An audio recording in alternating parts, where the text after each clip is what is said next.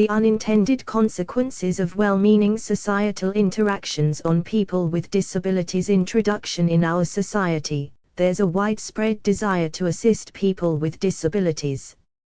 While this intention is undoubtedly noble, recent studies have shown that these well-meaning interactions can sometimes have unintended negative consequences. This article explores how societal interactions, often unknowingly, can impede people with disabilities and potentially exacerbate their physical limitations. The theory of unintended consequences. The theory posits that public attempts to assist individuals with disabilities, while well-intentioned, can often be patronizing and counterproductive. This manifests in two primary ways: one, over-assistance, offering help with every menial task, regardless of necessity. 2. Unrealistic expectations, having either too low or too high expectations of a person's capabilities based on their visible disability. The psychological impact when faced with these over-assisting occurrences: people with disabilities often respond politely, accepting help even when it's not needed. This polite acquiescence can have profound psychological effects.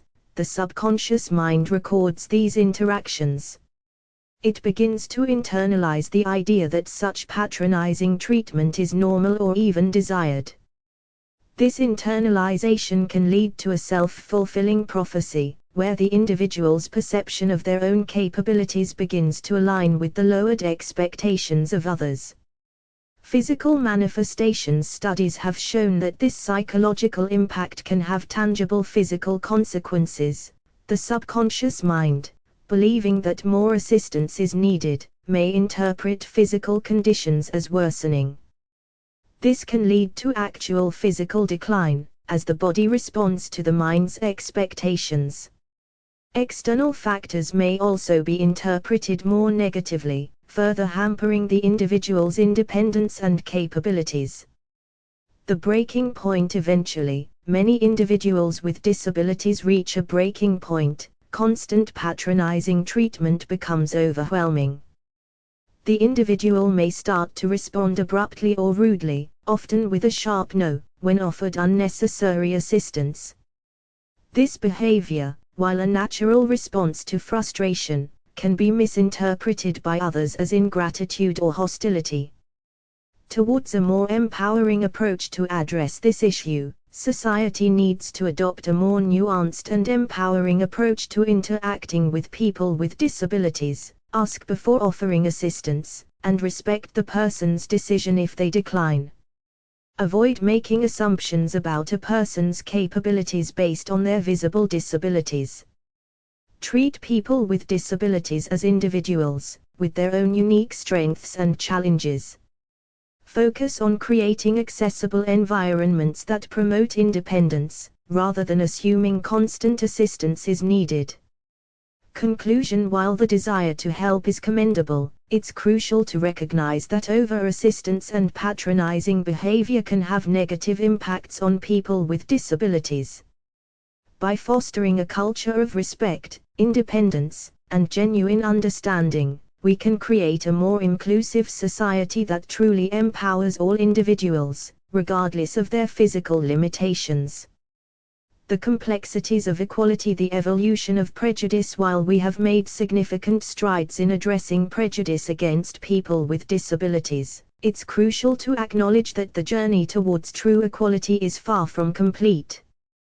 The landscape has indeed changed from the overt discrimination of the past, but new, more subtle forms of prejudice have emerged. The ignorant opposition. One facet of the current challenge is the existence of an ignorant opposition. This group isn't necessarily malicious but lacks understanding about the experiences and needs of people with disabilities. Their actions, while often well-intentioned, can inadvertently perpetuate harmful stereotypes and practices.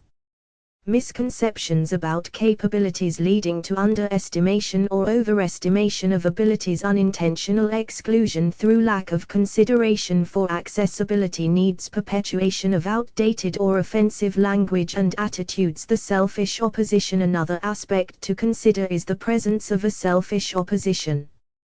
This group may actively resist measures to promote equality for people with disabilities due to perceived personal inconvenience or cost. Resistance to implementing accessibility measures in public spaces or workplaces. Opposition to policies that promote inclusion, citing financial burdens, prioritizing personal comfort over the rights and needs of others. The elusive nature of equality. The pursuit of equality for people with disabilities is complex and multifaceted. Several factors contribute to its elusive nature. Intersectionality. Disability often intersects with other forms of marginalization. Diverse needs.